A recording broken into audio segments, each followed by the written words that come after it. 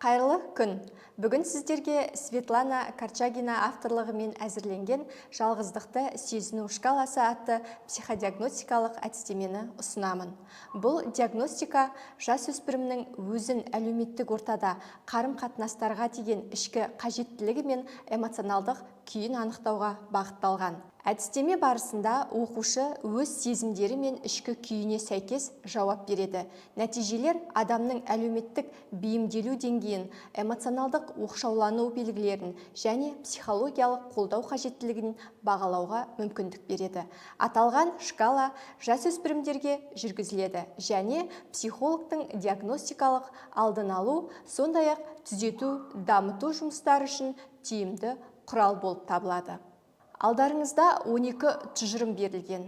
Оқушыға нұсқаулық берген кезде әр тұжырымды мұқият оқып, соңғы уақытта өзіңізді қаншалықты сәйкес сезінетініңізге қарай жауап беріңіз. Жауаптарыңызда дұрыс немесе қате нұсқа жоқ. Маңыздысы өз ішкі сезіміңізге сүйеніп, шынайы жауап беру деп нұсқау береміз.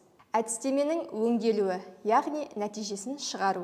Әдістеме сұрақтарына берілген жауаптар балмен есептеледі. Әр жауап нұсқасына сәйкес бал қойылады.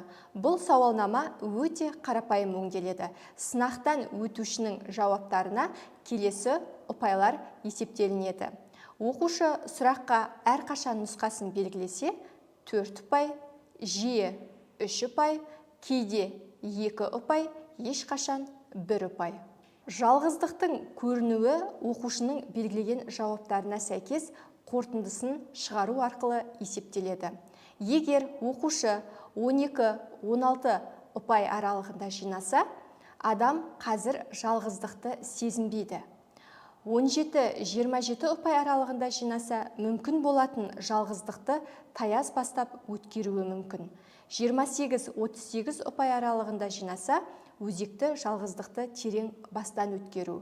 39-48 ұпай жинаса, жалғыздықты өте терең бастан өткеру, осы күйге ену деген қорытынды береміз. Қорытындылай келе, ұсынылған әдістеме оқушылардағы жалғыздық деңгейін анықтауға арналған.